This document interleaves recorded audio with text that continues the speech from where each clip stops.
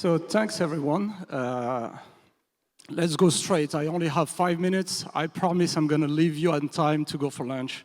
So I go straight into the point, but I don't think that's working. OK, perfect.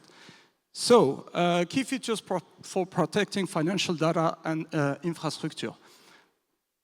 Sorry, just trying to. OK.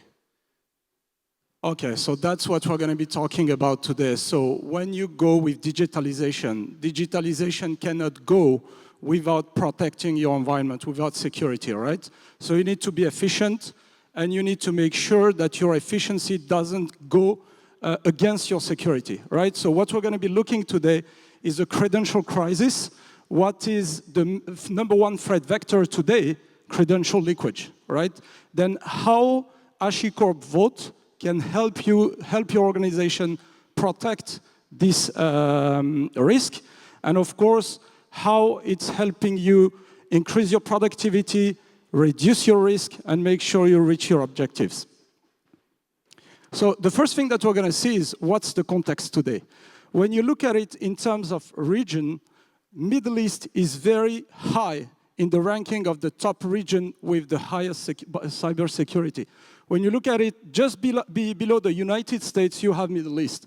And when you look at the 2023 figures, the gap was higher than the 2024 figures, which means that we expect the Middle East to be the #1 region in the world with cybersecurity. This data is coming from the cost of the data breach, the latest IBM data, that shows that the cost of data breach in the Middle East is at the peak and is going to be the first region in the world. What we can see with that cost is that the credential, the stolen and compromised credential, are the #1 threat vector, and also in terms of frequency, this is the highest risk in terms of frequency for organization, right? It's at the top right in this quadrant with phishing. We were talking about emails and phishing just before this presentation.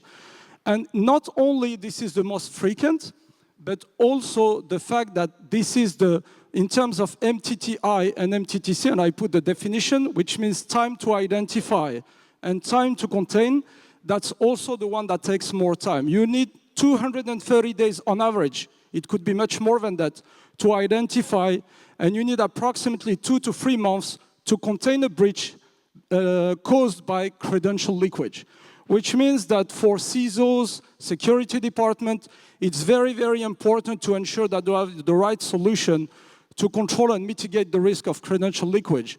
And with digitalization, it's even more important, because originally, everything was in traditional data center, in static data center, when you can control everything. You have everything static, you have the scope, everything is controllable.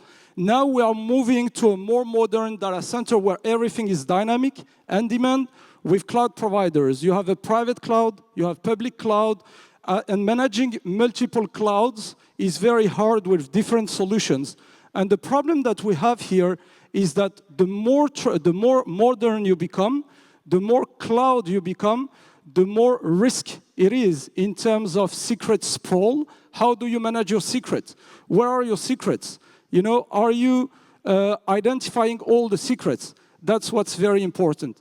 And this is where we help you with Vault, where we have the secrets management tooling acting as, I would say, a broker in the middle of everything as a single source of truth, right?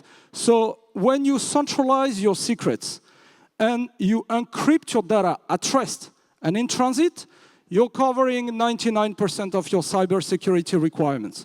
And that's where we shine in the market, and this is where companies like banks, financial institutions, companies that have central bank requirements, governance, compliance, are all seduced by this secret management solution. In terms of use cases, you have different use cases, of course. Secret storage, dynamic secrets. A certificate is a big use case. If I ask the question today, how long do your certificates live? You can tell me 1 year, 2 years, 3 years, and that leaves enough time to the cyber attackers to attack your environment. And that's very important to automate everything and make sure that you have rotation in your certificate, for example. And then, of course, having this cybersecurity with the efficiency needs to go high. Time to market, security and governance, and operator efficiency. You cannot do one without the other, right? And that's what's very important. So I think I will stop it here, just to let you know that in those slides that we're going to be sharing with you, we have the business value of these solutions. What is the return on investment that you can get from such a solution? Because it's not only a cost for you, it needs to bring you value. So if you let's say, spend $1, you need to get at least $3 to $5 back. And this is how I'm not going to go in detail because of the sake of time. So I leave you my contact details here. If you want to deep dive on those topics of cybersecurity, you want to know more, we're just here in the corridor. You can email me, you can send me a message on LinkedIn, and I would be very happy to include the team and deep dive on those topics with you. Thank you very much.